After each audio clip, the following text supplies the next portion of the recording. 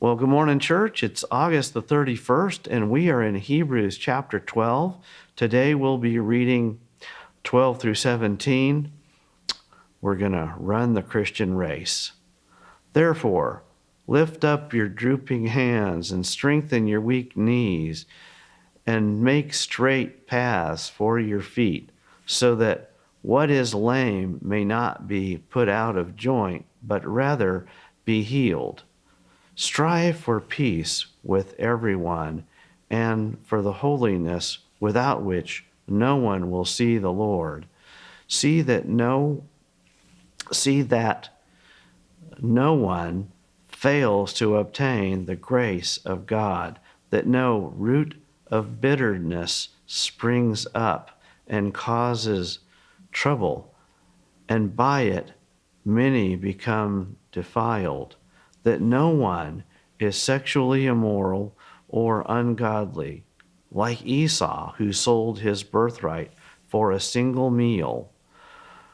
For you know that afterward, when he desired to inherit the blessing, he was rejected, for he found no chance to repent, though he sought it with tears. In this, the writer kind of gives us two main goals: peace with all men and holiness before the Lord. There are things that cause us to drift and to go into being sluggish, not running the race. We have to be diligent. We can't be lazy. We have to run the race. We can't stoop into things like being defiled, being sexually immoral, being worldly.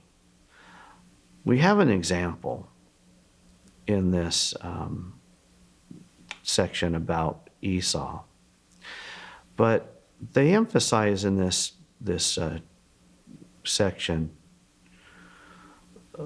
kind of going back to Jesus' priestly ministry, King of righteousness, King of peace. And so peace and holiness are key elements in this section.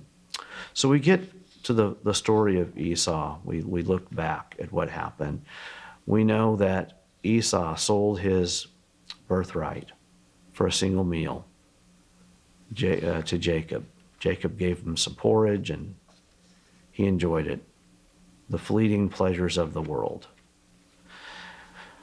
We also know that Rebekah and Jacob conspired to trick Esau into giving the blessing that to Jacob.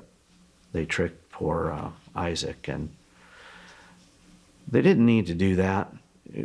He was going to get the blessing anyway because of what was told when they were in the womb. God had already chosen who he wanted to bless and who he didn't. But we see in Esau somebody that seeks the pleasures of this world and is not interested in the things of God. And it's a reminder, because even though he was sad and wanted to repent, he couldn't. And this should be a reminder for us just to keep short accounts, to make sure we're running the race, make sure we're diligent to be about our spiritual growth and maturity, that sanctification process that God has us on, the faith journey. And we just need to be more diligent to obtain those things. We don't want to be like Esau. We want to be more like Jacob. We know we're not going to be perfect, but as we pursue holiness, we will receive blessings. One of the worst things we can do is fail to take a hold of the grace that God has given us. And we can lack the blessings when we decide to pursue the things of the world and not the things of God. Have a great day. See you next time.